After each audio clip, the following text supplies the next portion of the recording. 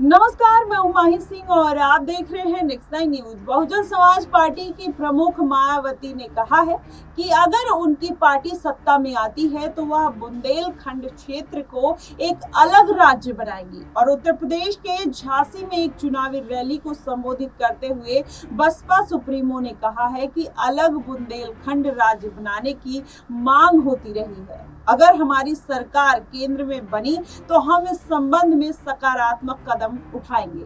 वही बुंदेलखंड को अलग राज्य जरूर बनाया जाएगा।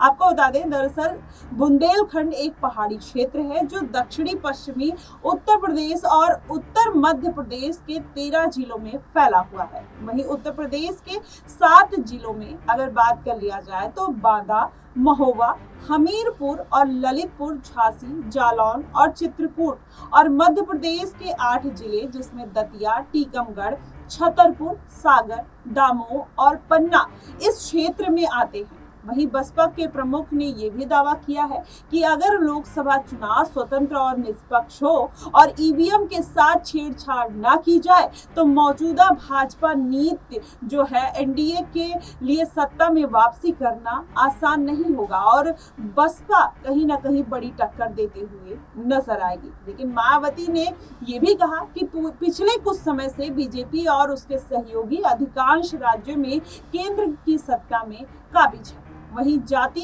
पूंजीवादी और संकीर्ण और प्रतिशोधी नीतियों और उनकी कार्यशैली के कारण और महत्वपूर्ण अंतर के कारण उनके कार्यों और शब्दों से अब ऐसा लगता है कि उनके लिए केंद्र में सत्ता में लौटना आसान नहीं होगा। मायावती ने कहीं ना कहीं बीजेपी के ऊपर और उनके काम को लेकर बड़े सवाल उठाए हैं। आपको बता दें, बशर्ते यह चुनाव, उन्होंने कहा मायावती ने कि बशर्ते यह चुनाव स्वतंत्र हो, निष्पक्ष हो। मायावती ने आरोप लगाया है कि भाजपा ने अपने अधीन और केंद्रीय एजेंसियों को राजनीतिकरण कर दिया है, जैसा कि उनकी पूर्ववर्ती कांग्रेस ने किया था।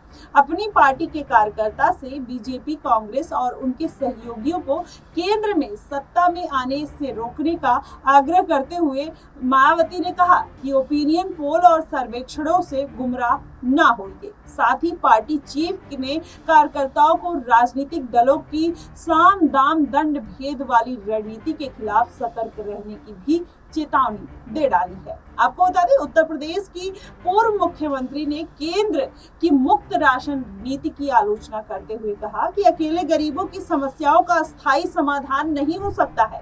वहीं मायावती ने आगे कहा कि जो मुफ्त राशन आपको दिया जा रहा है वो भाजपा और आरएसएस अपनी जेब से तो नहीं दे रहे, यह उस टैक्स से आता है जो जनता द्वारा भुगतान किया जाता है।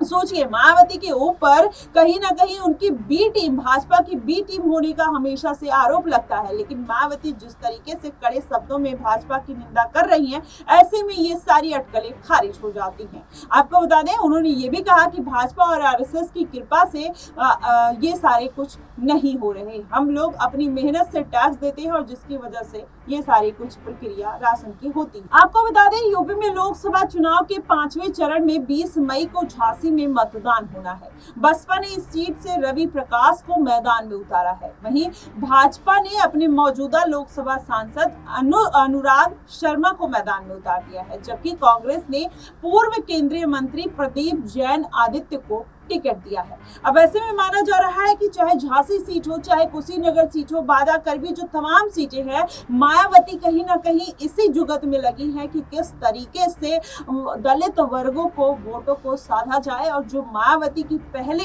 एक साख थी वो जनता के बीच में बनाई जाए। हालांकि मायावती की जो साख है वो दलित वर्गों में बिल्कुल कम नहीं हुई है। दलित वर्ग उनके साथ कहीं ना कहीं अभी भी खड़ा होता हुआ दिखाई देता है और मायावती को पूरा समर्थन भी देता है। लेकिन जिस तरीके से भाजपा हो, चाहे इंडिया गठबंधन हो, अखिलेश यादव हो या तमाम जो छोटे अन्य दल है, कहीं ना कहीं वो वोटों में सेंधमारी करते हैं। और जिसकी वजह से मायावती को खासा नुकसान देखने को मिलता है। और मायावती जिस तरीके से कुछ सालों से राजनीति में इतने अच्छे तरीके से सक्रिय नहीं थी, वो निष्क्रिय हो चुकी थी, तो ऐसे में यही बात निकल कर आ रही थी कि मायावती कहीं ना कहीं पार्टी का जो जनाधार है वो खोते हुए नजर आ रही है। लेकिन इस बार के लोकसभा चुनाव में मायावती ने जिस मजबूती के साथ अपनी पार्टी को ऊपर उठाया है, ऐसे में यही माना जा रहा है कि मायावती इस बार भले सीटों में 2019 के लोकसभा चुनाव की बात करें, अगर उससे बेहतर नहीं कर पाएंगे तो कहीं ना कहीं मायावती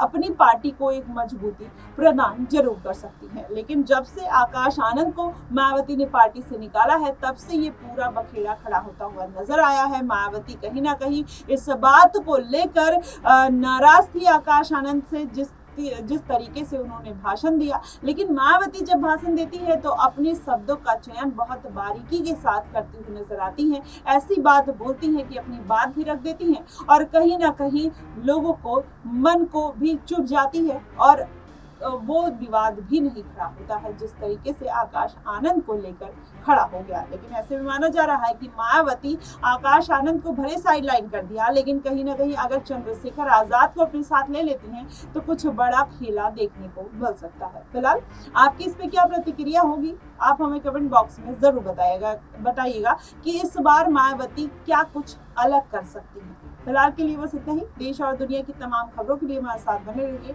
नेक्स्ट 9 न्यूज।